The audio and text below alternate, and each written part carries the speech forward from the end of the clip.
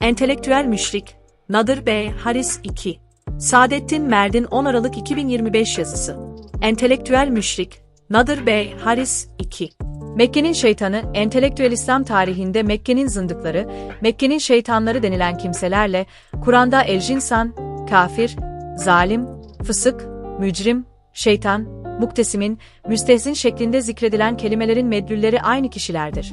Bunlar Nadir B. Haris gibi hem zengin hem de fikri, felsefi donanıma sahip kimselerdir. Bu kimseler sayı bakımından az olmakla birlikte devrin okuma yazma bilen, zengin entelektüelleriydi. Bunlar sıradan birer müşrik, politeist veya henoteist olmayıp, bunlar Allah'ı ve ahireti de inkar eden 6-28-9, 46-24 birer dehriydi. Dolayısıyla vahiy bu kimselere sayılarıyla ters orantılı, etkinlikleriyle doğru orantılı birçok iyet ayırmıştır. Allah hakkında ileri geri konuşanlar vardır. Ve nerede bir şeytan varsa onun peşine takılırlar. Oysa o şeytanın görevi kendisini veli edineni saptırmaktır. 22-3-4-7'de değinilen cedelci şeytan Nadir B. Haris'ten başkası değildir. Şeytan bir varlıktan ziyade sıfat olarak kullanılmaktadır. Kureyş'in şeytanları denilen Nadir B. Haris, Nevfel B. Hüveylid, Umeyr B. Vehb, İbnül Dadeviye gibi kimseler. İbn Hişam, Esre, C. 1, S. 282, 300, 661. Yine peygamberin kim şeytan görmek isterse ÖVS kabilesinden Nebtel B. Haris'e baksın dediği münafık bunlardan sadece birkaçıdır. Belizi, Ensabül Eşrif, Dorulafik, Beyrut 1996, C1, S 275. İslam öncesi künyesi Ebi İlham, bilgeliğin babası, hükkam, büyük hukukçu olan Amr B. Hişam'ın peygamber tarafından Ebu Cehil cehaletin babası olarak değiştirilmesi bir ötekileştirme işlemidir. Çağının tüm bilgisine sahip olan, ailecek son derece cömert olan bu kimsenin cehaletle nitelenmesi İslam'a muhalefetinden dolayıdır. Aksi halde Nebi'nin, Allah'ım, İslam'ı Ebu Cehil veya Ömer B. hatta bile aziz kıl diye dua etmesinin anlamı kalmaz. Nadir B. Haris gibi bir entelektüele şeytan lakabı verilmesi de aynı gerekçelere dayanır. Hazreti İsa da hasımlarını iblisin dölleri, çocukları diye niteler. Yuhanna 8:44 Kur'an, 50'ye yakın yerde Hazreti Muhammed'in hasımlarını şeytanlar olarak zikreder. Tarih boyunca dinler fikri ya da fiili savaşa girişmeden önce eski bir siyaset oyununa başvurarak hasımlarını şeytanlaştırmışlardır. İran ve Amerika'nın birbirlerini şeytan olarak itham etmeleri örneğinde olduğu gibi, Katolikler, Protestanlar Katolikleri, Yahudiler ise her ikisini şeytan olarak niteler. Şeytan her zaman ötekileştirmek ve nefret uyandırmak için ilk başvurulan bir enstrümandır. Araplar şeytan kelimesiyle ya çirkinlik ya da zeka ve yüksek belgat kastederler.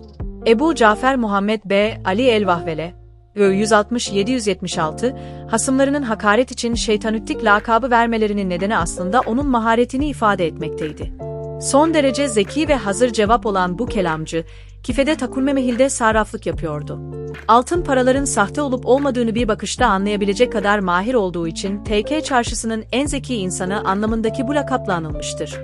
Tarihi galipler yazdığından cahiliye dönemi, İslam dönemde son derece ötekileştirilmiştir. Oysa cahiliye insanı ne büsbütün vicdansız, ne de zalimdir.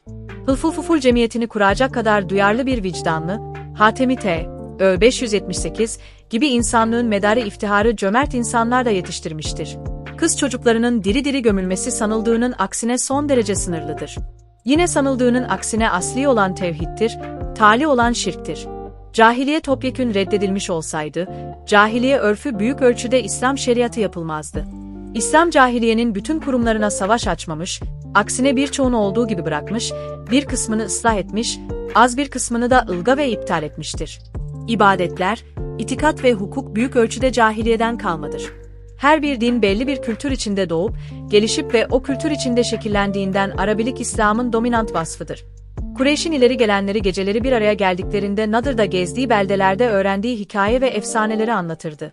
Kur'an ayetlerini işittiğinde biz bunları çok duyduk. İstesek biz de buna benzer sözler söyleyebiliriz. Bu Kur'an, Muhammed'in anlattığı, geçmiş nesillere ait estarden başka bir şey değildir. 8:31 demekteydi. Bilinenin aksine estr asılsız mitolojik efsane anlamında olmayıp, geçmiş toplumlara ait kıssalardır.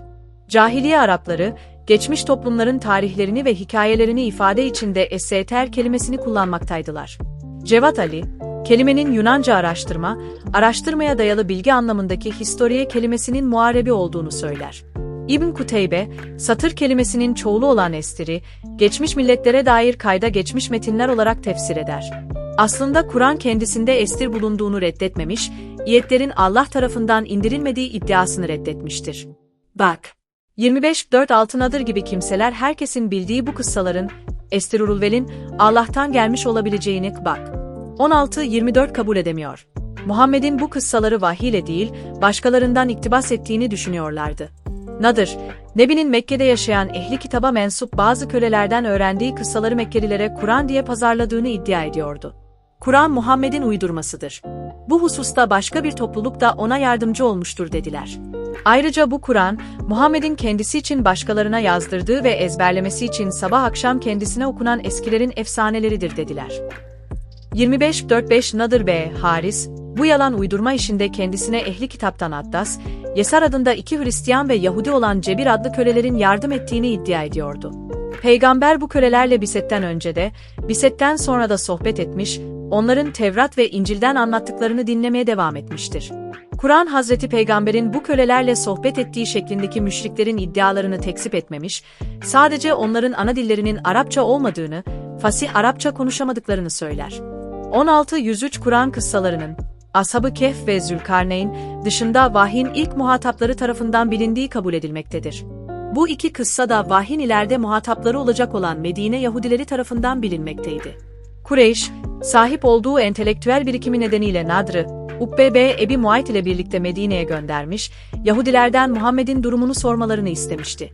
Yahudiler de bunlara, ona Ashab-ı Kehf, Zülkarneyn ve Ruh hakkında sorular sorun. Eğer onları size haber verirse o gönderilmiş bir peygamberdir. Cevap vermezse yalancının tekidir demişlerdi. Nadir ile Ukbe, Mekke'ye döndüklerinde bu soruları peygambere sordular. Peygamber bu sorular yarın cevap vereceğim demiş, lakin inşallah demeyi unutmuştu. Beklediği vahiy gelmeyince müşrikler aleyhinde konuşmaya başlamış, peygamber büyük bir sıkıntıya düşmüştü. 15 gün sonra Kehf suresi nizil olmuştu. 18-23-4 ne var ki verilen cevaplarda Ashab-ı Kehf'in kim olduğu, nerede yaşadığı, olayın hangi tarihlerde gerçekleştiğine dair herhangi bir ayrıntılı bulunmaz. Zülkarneyn hakkında verilen bilgiler de son derece müphemdir. Yahudilerin hakkında malumat sahibi olduğu bu mitolojik şahsiyet muhtemelen Yahudilerin Babil esaretine son veren Büyük Koreş Kayrus'tur. Keza ruh, vahyin mahiyeti, hakkında sorulan soruya da verilen cevap da size bu konuda çok az bilgi verilmiştir şeklindedir.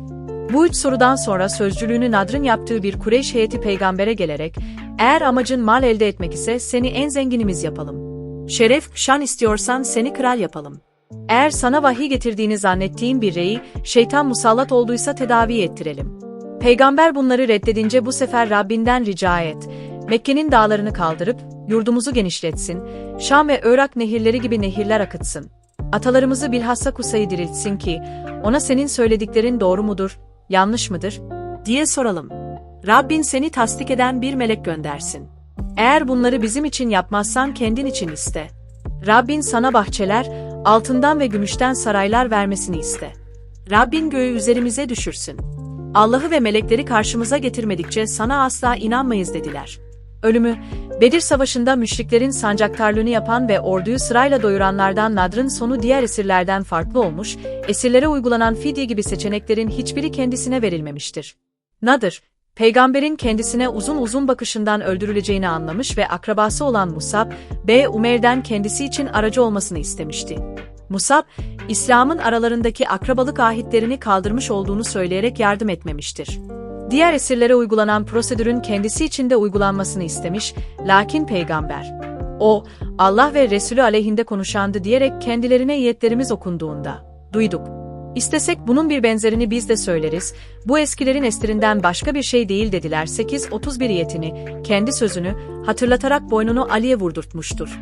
Bazı rivayetlere göre esirlerden Ukbe, Nadir bizzat peygamber tarafından öldürülmüştür. Saadettin Merdin. Kaynak, Saadettin Merdin Facebook sayfası. Saadettin Merdin Hoca'nın sesli eserlerini bu listeye eklemeye devam edeceğim. https://www.youtube.com/playlist soru işareti list eşittir plmzplt 07 bukulsımp 6 piskezm 18w4 hecetir. Saadettin Merdin Hoca'nın yazısına göre Google Notebook'lum aracılığıyla elde ettiğimiz çok dilli çıkarımlar da bu listeye eklenir. Tedbiryay YouTube kanalıma www.tedbiryay.com aracılığıyla üye olunuz. Tedbiryay tedbir yaymaya devam eder. Sağlıcakla kalınız.